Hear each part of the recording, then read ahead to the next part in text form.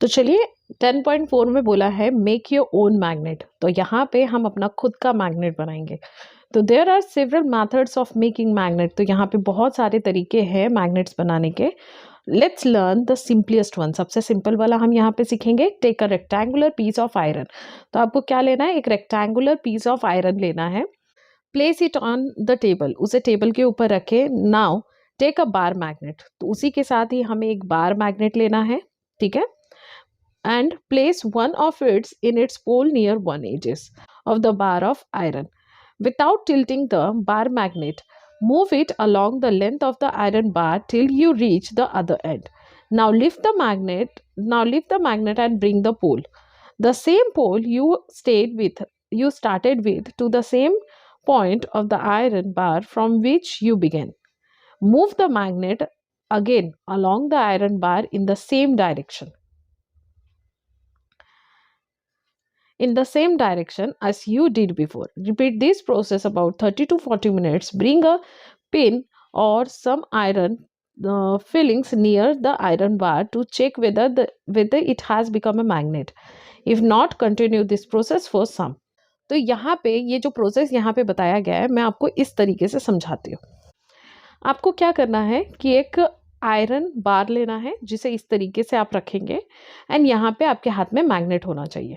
आप क्या करोगे, कोई भी एक पोल इस साइड से नहीं तो इस साइड से आप क्या करोगे, उसे रब करोगे। ये देखिए इस डायरेक्शन में रब करते हुए जाओगे, फिर उस मैग्नेट को उठाओगे और फिर इस तरीके से फिर से रब करोगे। इस रब के मतलब जब आप रब कर रहे हो इसे, तो आपको सिर्फ इतना ध्यान रखना है कि आपको पोल चेंजेस नहीं करने हैं। उसी वे में आपको पकड़ना है और उसे कंटिन्यूअसली 30 to 40 टाइम्स आपको ऐसे रिपीट करना है। तो ये जब आप 30 to 40 टाइम्स आप रिपीट कर लोगे इस प्रोसेस को, तो आप क्या करोगे, आप अपने आयरन बार के सामने आप आयरन को क्या कीजिए, आयरन के सामने आयरन फिलिंग्स डाल दीजिए ऐसे, और अपने आयरन बार को उसके पास लेके जाइए। आप देखोगे कि जो आयरन फिलिंग्स है वो इसमें चिपक चुकी होगी, तो इससे हमारा जो सिंपल मैग्नेट है वो प्रिपेयर हो गया। तो इतनी आसान तरीके से आप अपना खुद का मैग्नेट बना सकते हैं। चलिए आगे देखते हैं।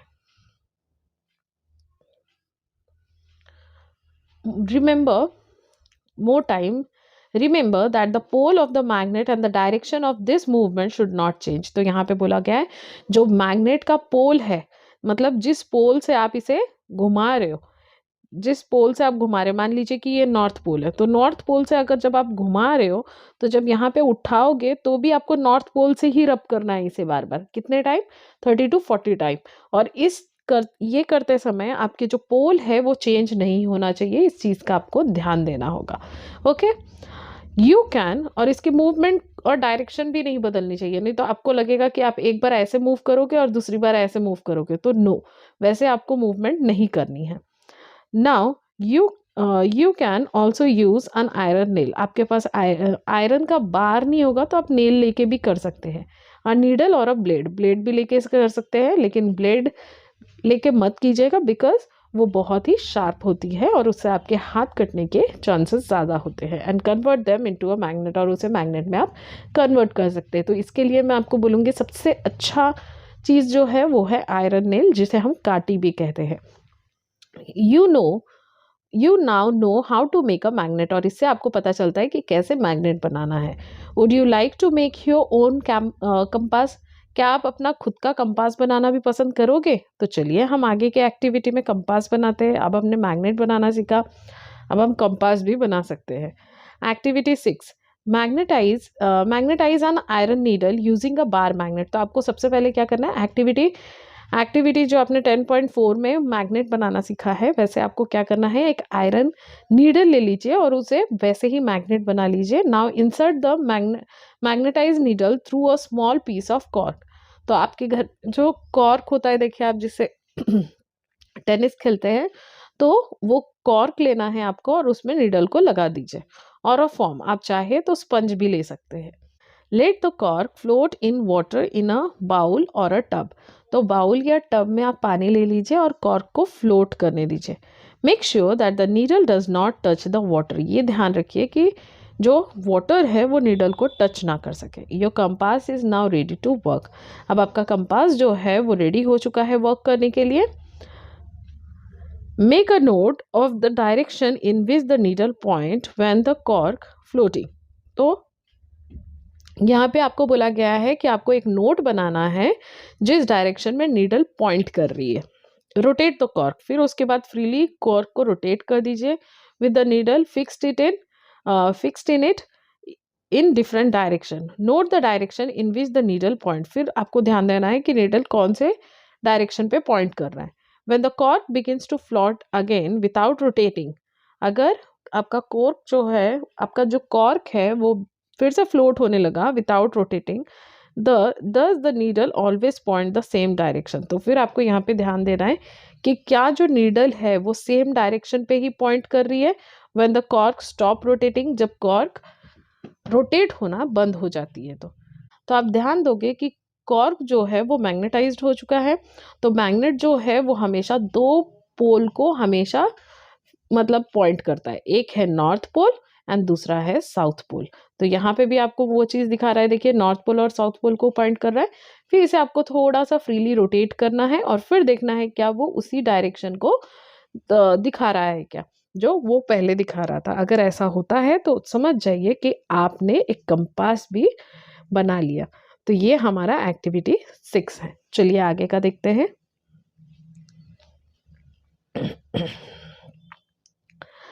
आगे यहाँ पे दिया हुआ है attraction and repulsion between magnet. Attraction and repulsion का मतलब होता है, अट्रैक्ट का मतलब होता है एक दूसरे की तरफ खींचा हुआ आना, और रिपल्शन का मतलब होता है एक दूसरे से रिपल्स होना, मतलब दूर जाना। ठीक है, तो चलिए उसके बारे में हम पढ़ लेते हैं। Let us play another interesting game with magnet. चलिए एक मैग्नेट के साथ एक गेम खेलते हैं। Take two small toy car, यहाँ पे आपको 2 स्मॉल टॉय कार लिया है and label A and B, और उसका नाम दे दीजिए A and B. Place a bar magnet on the top of each car.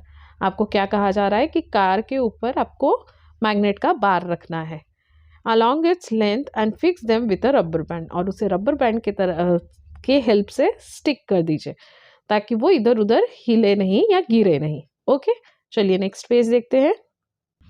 जो यहाँ पे दिखाया है देखिए, ये देखिए। तो आपको इस तरीके से बताया जा रहा है कि आपको मैग्नेट लेना है और यहाँ पे इस तरीके से मतलब कार के ऊपर रखना है, और यहाँ पे आप किसी भी एक रबर बैंड से और किसी से भी आपको उसे अच्छे से चिपका देना है ताकि वो नीचे की तरफ ना गिरे। अब यहाँ पे बोला गया है, अब आप देख सकते हैं 2 अलग अलग कलर किया गया है, पहला है ब्लू और दूसरा है रेड। ठीक है, और car A B C D आपको दिखाया है। तो अभी हम सबसे पहले शायद ए बी के बारे में पढ़ने वाले हैं। तो यहाँ पे in car A keep the south pole of the magnet towards it front. तो क्या बोला गया है, कार ए में साउथ पोल जो है वो आपको फ्रंट में रखना है, कार के फ्रंट साइड में रखना है, वेरस नॉर्थ पोल को आपको बैक साइड में रखना है। Place the magnet in opposite direction in car B, और कार बी में आपको वैसे ही ऑपोजिट डायरेक्शन करना है, इधर नॉर्थ रखना है और इधर साउथ रखना है। Okay, now place the 2 car close to one another. तो दोनों कार को एक दूसरे के क्लोज में रखना है, जैसे आपको यहाँ पे 10.13 में दिखाया गया है। व्हाट डू यू ऑब्जर्व, आप क्या ऑब्जर्व करेंगे। Do the car remain at there places, क्या कार सेम प्लेसेस में रहेंगे, तो नहीं। Do the car run away from each other, तो नहीं, वो ईच अदर से रन भी नहीं करेंगे, मतलब दूर भी नहीं जाएंगे।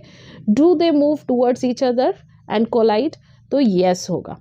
वाई, क्योंकि जब भी आप ऑपोजिट डायरेक्शन जो होते हैं, ऑपोजिट पोल जो होते हैं वो का मैग्नेट के आसपास आते हैं तो वो अट्रैक्ट होते हैं, तो उसके वजह से क्या होगा, ये एक दूसरे के पास आएंगे अट्रैक्ट होके और कोलाइड होंगे, मीन्स टकरा जाएंगे। अब आपको बोला गया है रिकॉर्ड योर ऑब्जर्वेशन, आपको यहाँ पे अपना ऑब्जर्वेशन रिकॉर्ड करना है in the table shown in 10.3। 10.3 में आपको टेबल दिया हुआ है, उसमें आपको ये रिकॉर्ड करना है।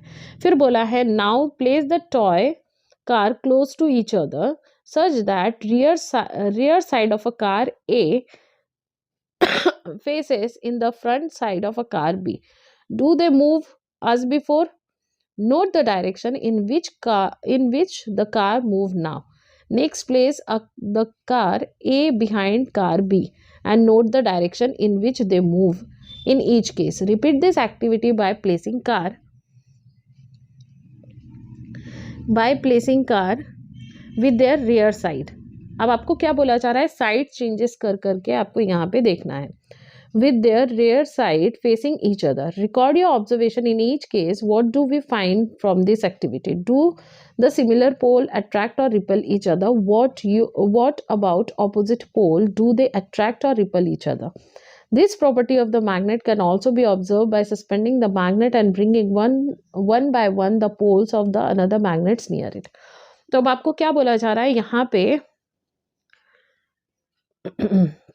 अब आपको करना क्या है, यहाँ पे दूसरे बार में आपको क्या करना है कि जो आपका कार ए और कार बी का जो मैग्नेट है, ठीक है, अब आपको क्या करना है, इसके पोल्स चेंज करने हैं. पोल्स चेंज करने मीन्स आपको यहाँ पे भी नॉर्थ रखना है, आपको यहाँ पे आप देखोगे तो ये नॉर्थ है और यहाँ पे भी नॉर्थ है, ठीक है, यहाँ पे साउथ है एंड ये यहाँ पे भी साउथ है. ओके, तो अब आप जब कार को इस तरीके से रखेंगे तो क्या होगा, कार जो होगी सेम पोल में होने के वजह से वो अट्रैक्ट नहीं होगी, वो क्या होगी, रिपल होगी. और जब रिपल होगी तो कार एक दूसरे से दूर भागेगी. समझ में आया? तो ये सारे चेंजेस होते हैं. इसका मतलब आपको ये जानना है कि जब भी ऑपोजिट चीज़ें होगी, ऑपोजिट पोल होंगे, तब कार जो है वो अट्रैक्ट होगी और एक दूसरे के तरफ भागेगी. जब भी पोल्स अलग होंगे तो कार रिपेल होगी और एक दूसरे से दूर भागेगी. And the opposite pole come near the magnet, it always attract, and when the similar poles come near the magnet, it always repel. Okay, now आप यहाँ पर टेबल फॉर्म आपको यहाँ पर टेबल फुल करने के लिए बोला गया है. Position of the car, how do the car move towards, away from each other or not move at all. तो यहाँ पे front of the car A facing in the front of a car B. तो front car और यहाँ पे अगर आप ध्यान दोगे तो ए बी में क्या होगा, it will attract, move toward होगा, राइट. तो हम यहाँ पे लिखेंगे मूव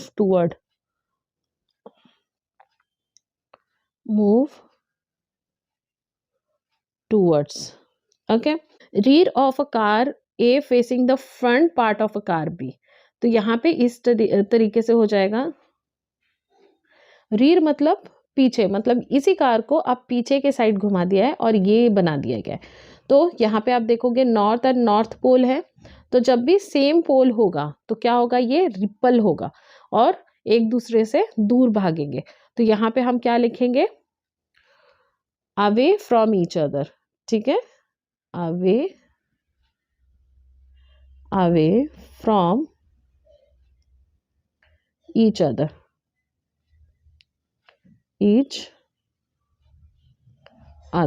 ठीक है. अब बोला है car A place behind car B. अब कार ए को अगर कार बी के बिहाइंड खड़ा कर देंगे, ठीक है, कार बी के बिहाइंड में खड़ा कर देंगे तो क्या होगा, तो भी देखेंगे तो आप साउथ पोल और साउथ पोल सेम हो रहा है. तो जब सेम पोल होगा तो भी क्या होगा, अवे फ्रॉम ईच अदर.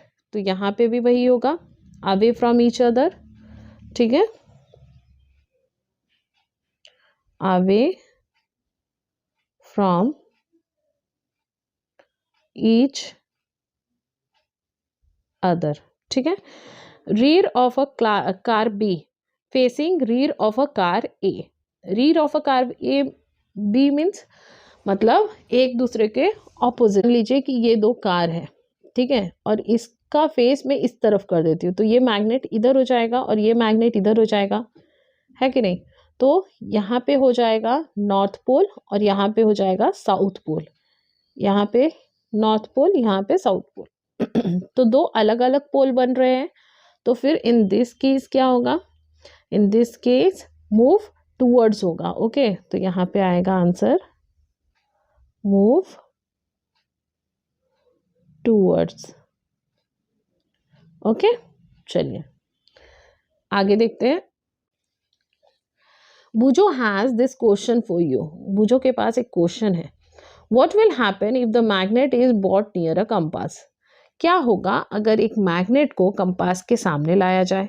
तो मैग्नेटिक पावर होती है उसमें। तो अब अगर वो एक नीडल है, कंपास में एक नीडल है जो मैग्नेटाइज्ड है, तो अगर आप मैग्नेट कंपास के पास लेके आते हैं तो वो डिफ्लेक्ट हो जाएगी। डिफ्लेक्ट हो जाएगी मीन्स उसमें हलचल स्टार्ट हो जाएगी and it will get deflected. उसका काम जो है वो छोड़ के वो क्या हो जाएगी, जिस तरीके से मैग्नेट मूव कर रहा है वो उस तरीके से वो मूव करने लगेगी।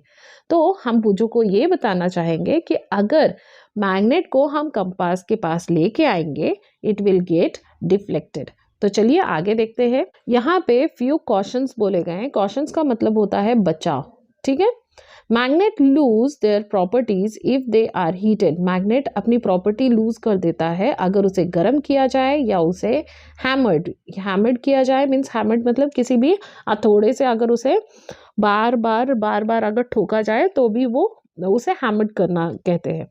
या उसे कहीं दूर ऊपर से ड्रॉप कर दिया जाए किसी हाइट से, तो वो अपनी जो प्रॉपर्टी है, मैग्नेटिक प्रॉपर्टी है, वो लूज कर देती है। ऑल्सो मैग्नेट बिकम वीक, और मैग्नेट वीक बन जाती है if they are not stored properly, अगर उसे ठीक तरीके से नहीं रखा गया तो। टू कीप देम सेफ, तो उसे अगर सेफ रखना है तो share your magnet safety. Bar magnet should be kept in a pair with their unlike poles of the on the same side। तो आपको क्या करना है, बार मैग्नेट जो है उसे अनलाइक पोल को, मीन्स लाइक पोल नहीं अनलाइक पोल में आपको रखना है। Unlike poles on the same side, they must be separated by a piece of wood, और उसे एक वुड के हेल्प से, जैसे यहाँ पे वुड लगाया हुआ है ना, वुड के हेल्प से सेपरेट करना चाहिए। While 2 piece of soft iron should be place, और नीचे में 2 पीस ऑफ सॉफ्ट आयरन है उसे लगा देना चाहिए। Be placed across their end. For a shoe for horse shoe magnet, अगर हॉर्स शू मैग्नेट है और उसे आपको संभाल के रखना है ताकि उसका मैग्नेटिज्म जो है, जो उसका मैग्नेटाइज पावर है वो खत्म ना हो जाए। अगर हॉट शू मैग्नेट है और उसे आपको संभाल के रखना है तो one should keep a piece of iron across the pole. तो एक पीस ऑफ आयरन जो है आपको पोल के पास में रखना चाहिए, ठीक है। Keep magnet away from the cassettes, mobile, television, music system, compact disc and the computer. तो यहाँ पे बोला गया है जो मैग्नेट है उसे आप कैसेट से, मोबाइल से, टेलीविजन से, म्यूजिक सिस्टम से और कॉम्पैक्ट डिस्क से आपको दूर रखना चाहिए बिकॉज उसमें ऑलरेडी मैग्नेट होता है। तो इसीलिए आपको ये सारी चीज़ों से मैग्नेट्स को दूर रखना चाहिए। तो यहाँ पे आपका चैप्टर ख़त्म होता है। होप सो आपको ये चैप्टर समझ में आया होगा। मैं हर बार की तरह आपसे रिक्वेस्ट करूँगी कि आप चैनल में नए हैं तो प्लीज़ चैनल को सब्सक्राइब कर लीजिए और अपने फ्रेंड्स के साथ ये वीडियो शेयर कीजिए, और उसके साथ की पॉइंट्स और की वर्ड्स पढ़ना बिल्कुल मत भूलिए। उसके अलावा यहाँ पे समरी दी गई है, समरी को भी रीड करना बिल्कुल ना भूलें। समरी को अच्छे से समराइज़ कीजिए क्योंकि इसके बहुत नी पॉइंट्स जो होते हैं वो यहाँ पे दिए हुए होते हैं। तब तक के लिए ऐसे ही चैनल पे बने रहिए। हम नेक्स्ट टाइम में मीन्स नेक्स्ट वीडियो में हम इसका क्वेश्चन आंसर सॉल्व करेंगे। तब तक के लिए स्टे ट्यून एंड बाय।